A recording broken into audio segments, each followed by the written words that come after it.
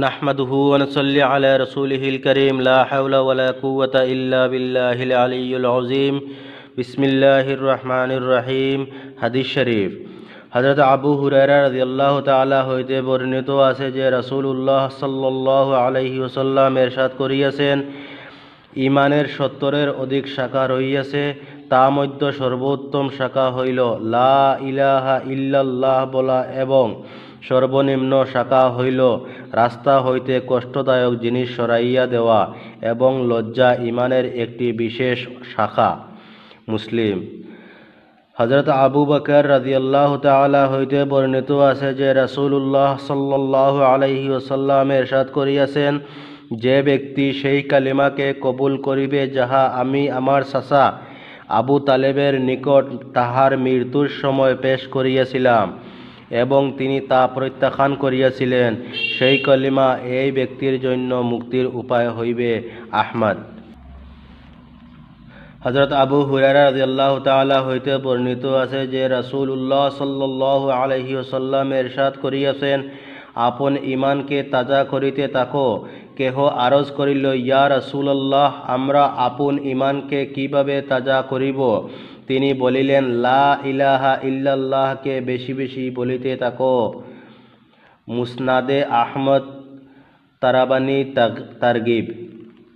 হযরত জাবের ইবনে আব্দুল্লাহ রাদিয়াল্লাহু তাআলা বলেন, আমি রাসূলুল্লাহ সাল্লাল্লাহু আলাইহি ওয়াসাল্লামকে এই ইরশাদ করতে শুনিয়াছি যে সমস্ত জিকিরের মধ্যে সর্বোত্তম দোয়া হইল আলহামদুলিল্লাহ।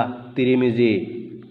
ফায়দা: লা ইলাহা ইল্লাল্লাহ সর্বোত্তম জিকির এই জন্য যে পুরা দিন ইসলাম ইহার উপরই নির্ভরশীল। ইহা ছাড়া না ঈমান ঠিক হয়, না আর কেহ মুসলমান হইতে পারে। আলহামদুলিল্লাহকে সর্বোত্তম দোয়া এই জন্য বলা হইয়াছে যে দাতার প্রশংসা করার উদ্দেশ্যই হইল সাওয়া ও সওয়াল করা, আর দোয়া হইল আল্লাহ তাআলার নিকট চাওয়ার নাম। মুজাহিরে হক। আবু হুরায়রা রাদিয়াল্লাহু তাআলা বলেন, রাসূলুল্লাহ সাল্লাল্লাহু আলাইহি ওয়াসাল্লাম এই ইরশাদ ভুল। হযরত আবু হুরায়রা রাদিয়াল্লাহু তাআলা বলেন, রাসূলুল্লাহ সাল্লাল্লাহু আলাইহি ওয়াসাল্লাম ইরশাদ করিয়াছেন, যখন কোনো বান্দা অন্তরের ইখলাসের সহিত লা ইলাহা ইল্লাল্লাহ বলে, তখন এই কলেমার জন্য নিশ্চিতরূপে আসমানের দরওয়াজাসমূহ খুলিয়া দেওয়া হয়, এমনকি এই কালিমা সুজা আরশ পর্যন্ত পৌঁছিয়া যায়, অর্থাৎ সাথে সাথেই কবুল হইয়া যায়।